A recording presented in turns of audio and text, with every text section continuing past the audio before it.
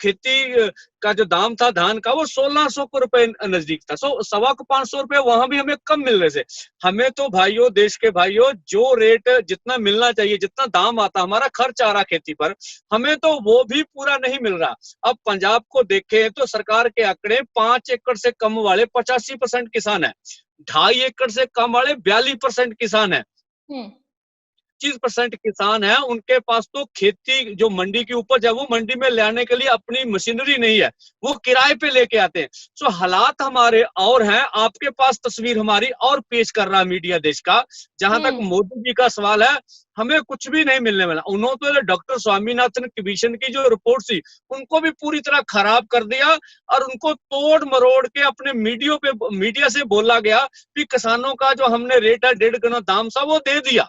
वो बिल्कुल जमीन पर उनकी बातें पूरी नहीं उतर रही।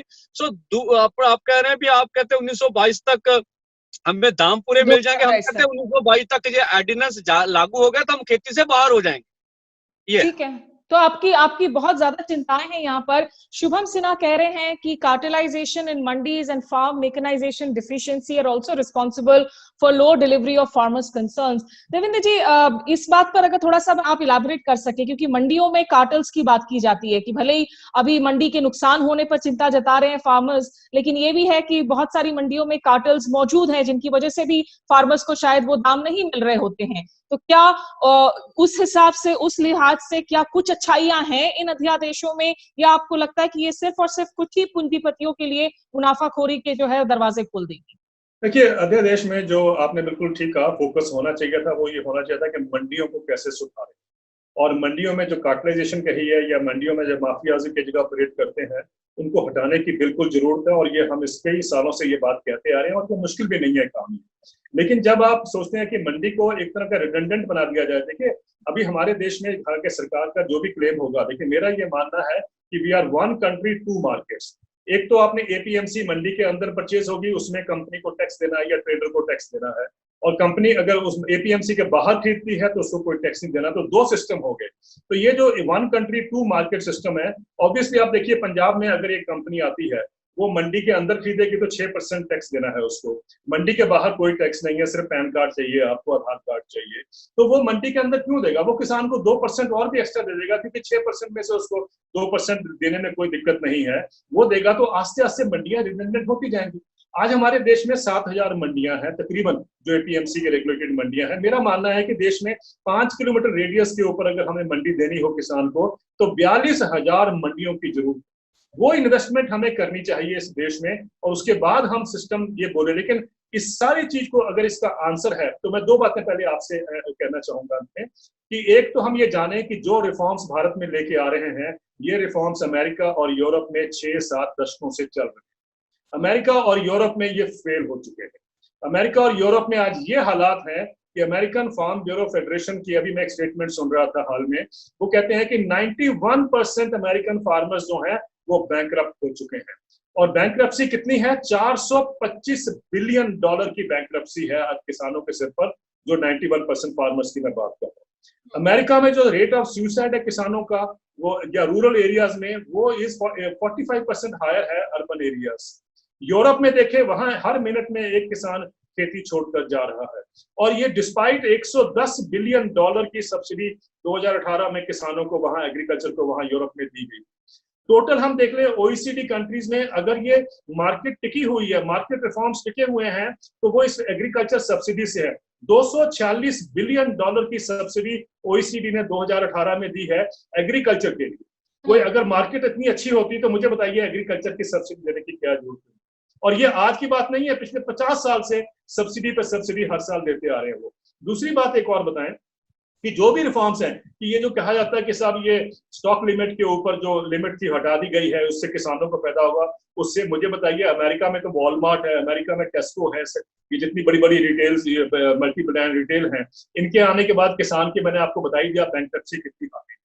कॉन्ट्रैक्ट फार्मिंग अमेरिका में है, कॉन्ट्रैक्ट कमोडिटी ट्रेडिंग भी अमेरिका में है, बिगेस्ट ट्रेडिंग एक्सचेंज जो है वो शिकागो में है, उसके बावजूद भी अमेरिका की क्राइसिस देख लीजिए। क्या हमारे देश के जो पॉलिसी मेकर्स है वो फील्ड पॉलिसी लेके भी सोचते हैं कि हमारा उद्धार हो जाएगा?